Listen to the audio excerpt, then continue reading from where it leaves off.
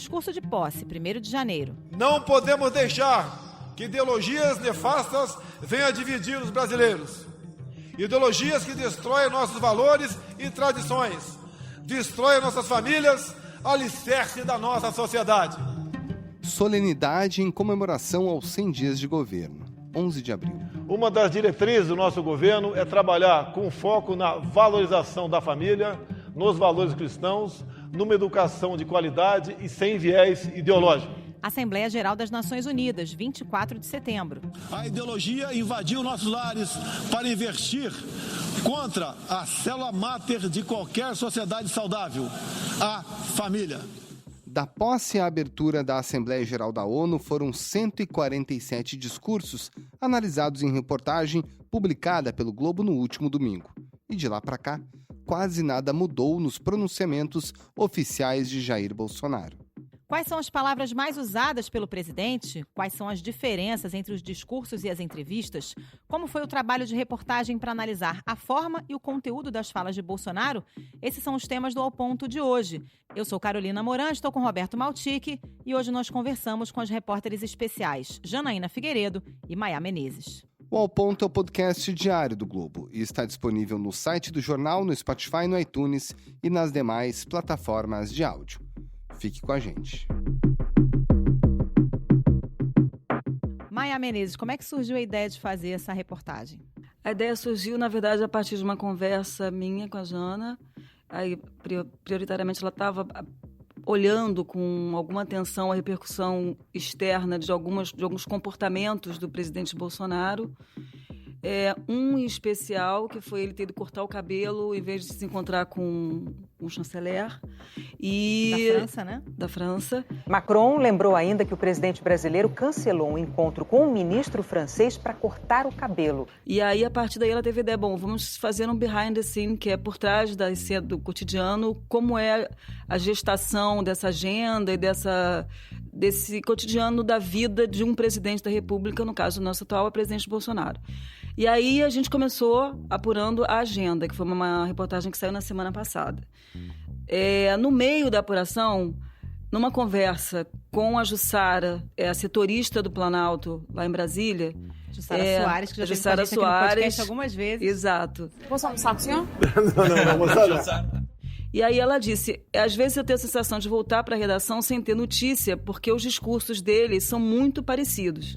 Com a palavra, o excelentíssimo senhor presidente da República.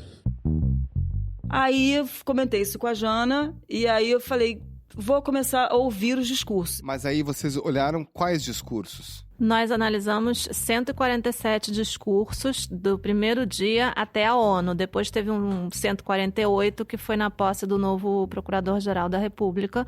E depois o que a gente fez foi pegar o texto de todos os discursos, passar para o pessoal da arte aqui da redação, que fez o trabalho de selecionar quais foram as 150 palavras mais citadas pelo presidente e quantas vezes ele citou essas palavras. E o resultado realmente, eu acho que é muito interessante, diz muito sobre o presidente, sobre o seu pensamento, sobre, enfim, o perfil, né, de presidente que a gente tem hoje. E com base na análise dos discursos, o que está na cabeça do presidente? Olha, eu vou te dizer o seguinte, as palavras, por exemplo, tem umas coisas muito interessantes. As palavras que ele mais menciona são Brasil, 1.079 vezes, Deus, 360. Essas são as duas palavras mais citadas pelo presidente. A missão é difícil, mas com vontade, determinação e com Deus no coração, nós chegaremos a um porto seguro. E depois tem outras coisas que a gente extraiu desse trabalho de contabilizar as palavras que também eu acho que ajudam a fazer algumas reflexões. Por exemplo, ele disse brasileiro 149 vezes, militar 141 e exército 137. Eu acho que aí você já tem, né, quase na mesma quantidade, brasileiro, militar e exército. Tem outro aspecto, Carol, que é bastante interessante, que a gente observava de uma forma meio aleatória, que é uma certa fixação do presidente por alguns países. E a gente quantificou o número de vezes que ele fala, por exemplo, Israel. 126 vezes. Ele fala Venezuela 43, mas agora a Argentina, por causa da possibilidade do grupo da Kirchner voltar ao poder. Ele falou 75 vezes. Mas ainda assim ele fala mais de Israel, que não é uma coisa usual para um presidente do Brasil, falar mais de Israel do que de Argentina, né? Se a gente olhar para trás. E uma coisa que a gente destaca na matéria é que ele fala... do que Nordeste também. Exatamente, ele fala 126 vezes Israel, como a Maia acaba de dizer, e Nordeste 32. Não podemos concordar com quem quer mudar a cor da nossa bandeira. Não vão mudar a cor da nossa bandeira. A Bahia, o Nordeste vai crescer, porque estão sendo, pela primeira vez, tratados como iguais. Então, assim, eu acho que voltando ao que eu estava dizendo antes, não é necessário nós darmos nenhuma opinião. Os acadêmicos, eles analisam o discurso, mas de uma maneira também muito, né, muito interessante e muito, acho que objetiva, né? Por exemplo, uma das entrevistadas é a historiadora Heloísa Starling, que é considerada a biógrafa do Brasil. Ela escreveu a biografia do Brasil junto com outra historiadora, e ela me disse uma coisa que eu achei muito interessante. Ela disse, olha, ele trabalha o discurso do presidente Bolsonaro, busca de alguma maneira reavivar o pensamento anticomunista, que é uma coisa que ela mesma me disse que achou que já não existia no Brasil, né? Aliás, ele fala mais de esquerda do que de direita. Sim. Né? Ele menciona esquerda 33 vezes e direita 10. Assim como ele fala mais passado do que futuro. O número de vezes que ele fala passado é maior do que o número de vezes que ele fala futuro. Então, na verdade, ele está remetendo o Brasil ao Brasil do passado. A história nos mostra que já nos anos 60, agentes cubanos foram enviados a diversos países para colaborar com a implementação de ditaduras. Há poucas décadas, tentaram mudar o regime brasileiro e de outros países da América Latina. Foram derrotados. Isso não, sem nenhuma qualificação, de alguma forma ele se apropria de um discurso que já foi um discurso usado durante o período pós-ditadura militar, que é basicamente o grande centro, né, da construção do discurso dele, a formação do inimigo, porque a Venezuela, a Argentina são inimigos. Israel não, Israel é um aliado. Então, isso explica um pouco, mais do que qualquer conteúdo específico, explica um pouco do que é a construção mental do discurso dele. Você tem características de presidentes. O Temer tinha um discurso extremamente formal, o ex-presidente Lula tinha um discurso informal e de improviso, e a ex-presidente Dilma tinha um discurso técnico e muitas vezes confuso, e isso ficou bastante claro ao longo do seu período. E nós não vamos colocar uma meta, nós vamos deixar uma meta aberta. Quando a gente atingir a meta, nós dobramos a meta. O presidente Bolsonaro fala mais de improviso, ele fala mais com texto, com teleprompter. Ele usa cacos durante alguns discursos que são escritos, mas os discursos são realmente muito parecidos. E, do ponto de vista a gente pode fazer, por exemplo, uma diferenciação já bem explícita entre ele e a Dilma. Qualquer tentativa de discurso técnico, ele cita o nome do ministro Paulo Guedes, que também foi uma outra contabilidade que a gente fez, quais os ministros que ele cita mais. O Paulo Guedes, ele cita 72 vezes. E eu vejo a esquerda potencializando a questão de direitos. Tudo é direito. Tá? Quase nada de deveres. Então, eu tenho falado com o Paulo Guedes, eu acho que já falei com o Paulo Ego também. Nós devemos estudar um projeto, não o meu primeiro emprego, mas a minha primeira empresa. Então, quando ele está numa plateia para empresários, ou quando ele está lançando algum pacote, projeto, falando da reforma da Previdência, ele usualmente lança a mão da expressão. Mas sobre esse negócio de economia aí, eu não entendo, não. Isso aí eu tenho Paulo Guedes. Então ele acaba... Aliás, ele falou de Previdência só 35 vezes, né? Sim. Exatamente. Pouco para quem tem um pacote dessa importância no Congresso. Mas, no contraponto a isso, de costumes, ele fala bastante. Ele fala 99 vezes a palavra família. Ele fala da mulher, ele fala sobre homossexualidade, ele fala muito sobre o ensino militar, que para ele é o lugar que é capaz de tirar a criança ou adolescente do mau caminho, porque é um lugar em que a disciplina e a questão ideológica é descartado do ensino. Até que ponto isso também não demonstra que o presidente Jair Bolsonaro lida bem com a comunicação? Ou seja, ele comunica de acordo com aquilo que ele quer passar, com a mensagem que ele deseja de maneira bastante explícita e clara ao seu público, seja ele qual for. É correta essa leitura, Jana? Para o interesse dele, que eu acho que é manter a base fiel a ele é muito eficiente, né? Ele faz um discurso que é exatamente o que essas pessoas estão querendo ouvir. Claro que pode ter um ou outro que esteja decepcionado, mas eu não acredito que seja pelo discurso e sim pela falta de resultados, por exemplo, na economia. Eu acho que o discurso dele é um discurso sólido no aspecto de quem é o público que ele está imaginando que está prestando atenção. Se você entrar no Twitter e botar discurso do presidente Bolsonaro, você vai encontrar vários comentários de pessoas dizendo que gostaram do discurso, que aprenderam com o discurso. Uma coisa interessante que ele menciona o nióbio 31 vezes, o grafeno 40 vezes, ele realmente tem uma fixação. O nióbio foi exposto ao mundo durante o discurso da ONU. Ele falou de nióbio na ONU.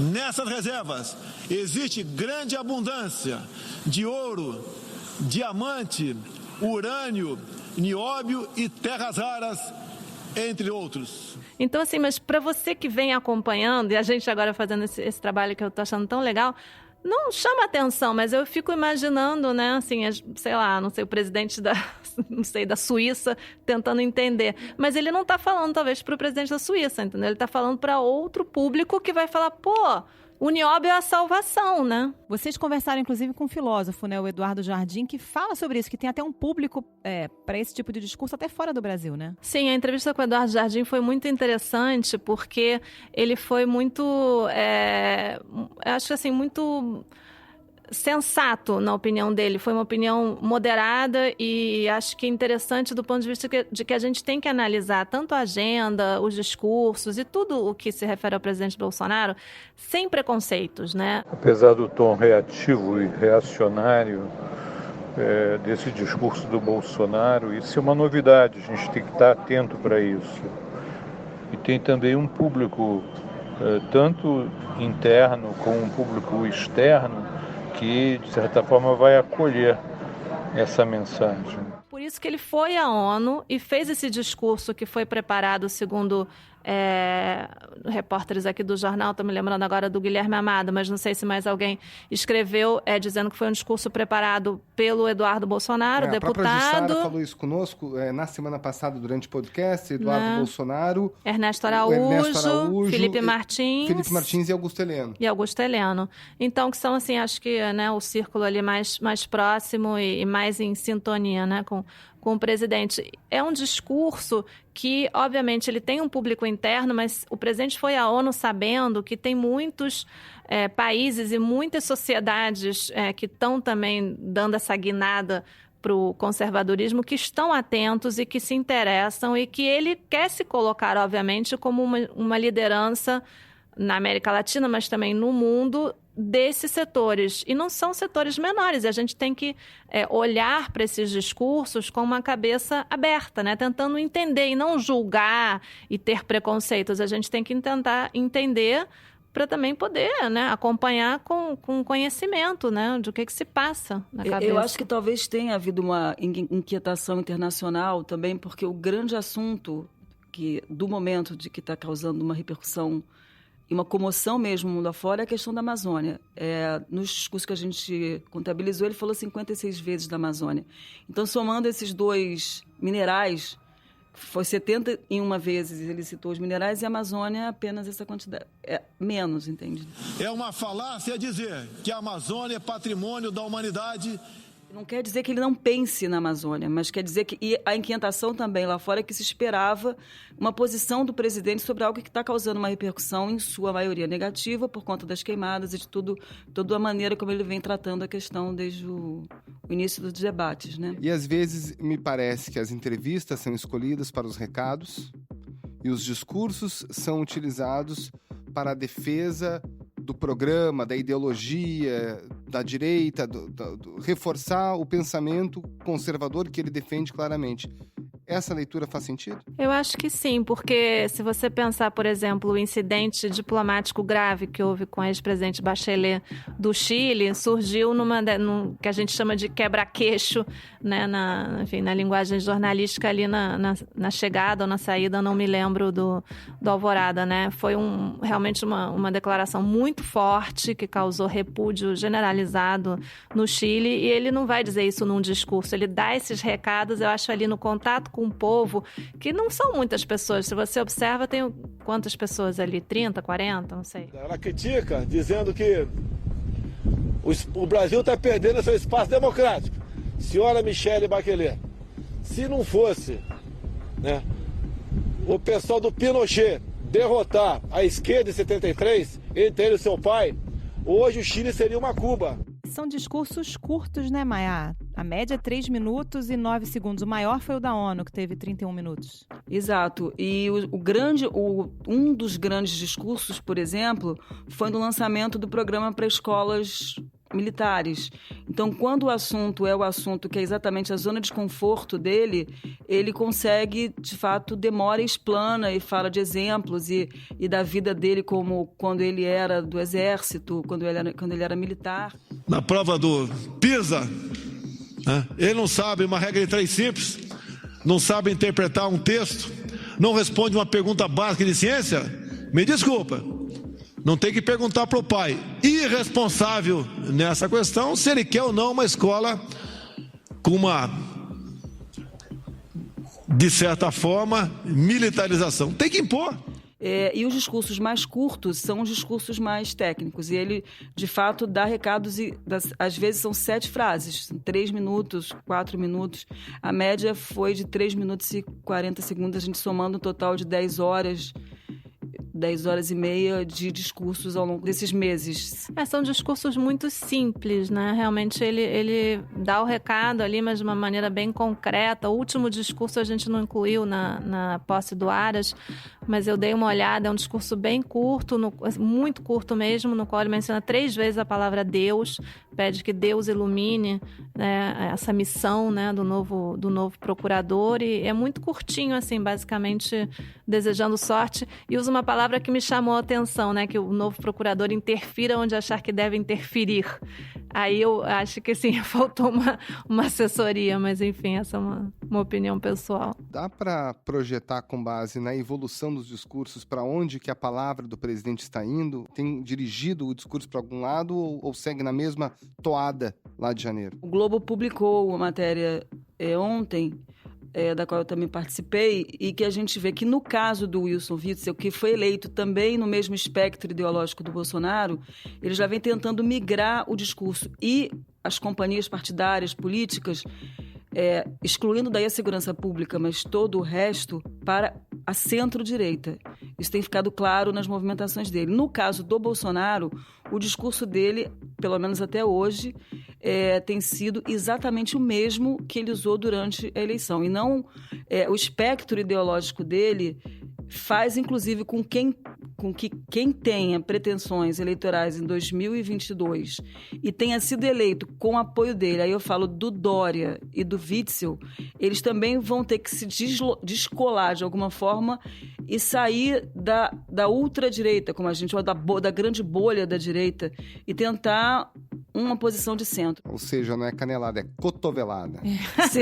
Esse campo é meu e ninguém tasca. Exato. Eu não vejo, pessoalmente, o Bolsonaro modificando o discurso dele daqui para frente. Pelo contrário, a gente vê um padrão muito claro que se repete, e eu acho que já é uma marca registrada. Esse discurso muito religioso, militar, voltado para sócios muito claros e inimigos muito claros também dentro e fora do Brasil, e eu acho que isso já é um modelo que já está, que basicamente ele repete, mudando alguns elementos dependendo da circunstância, e prova disso é que ele foi à ONU e disse exatamente o que a gente vem ouvindo dentro do Brasil e em algumas viagens. Eu pessoalmente descobri ele no Chile, na Argentina. É muito parecido. Você não vê muitas variações e eu não vejo essas variações acontecendo, até porque, como eu dizia no começo, é um discurso que, para o que ele quer, é eficiente. Ele já pensa na reeleição, o governo dele já pensa na sua própria reeleição. Então, se deu certo em 2018, né, a expectativa deles é de que volte a dar certo. A grande questão é saber qual vai ser o inimigo dele em 2022. É isso. Por quê? Gente, só faltou uma coisa nessa matéria. Quantas vezes ele falou tá ok no tocante a essa questão e tem que ver isso daí. Vocês não contaram, gente? Cara, ele falou muito. Então, isso daí, não tem que isso daí. Tá ok. Muito.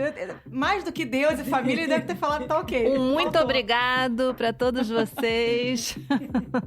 Não, e Deus acima de tudo, Brasil acima de tudo, em todos os discursos. Tá ok. Menos na ONU. Agradeço a todos pela graça e pela glória de Deus. Meu muito obrigado. Janaína Figueiredo, Maia Menezes, muito obrigada pela participação. Até a próxima. Obrigada a vocês. Eu que agradeço. Valeu, tchau.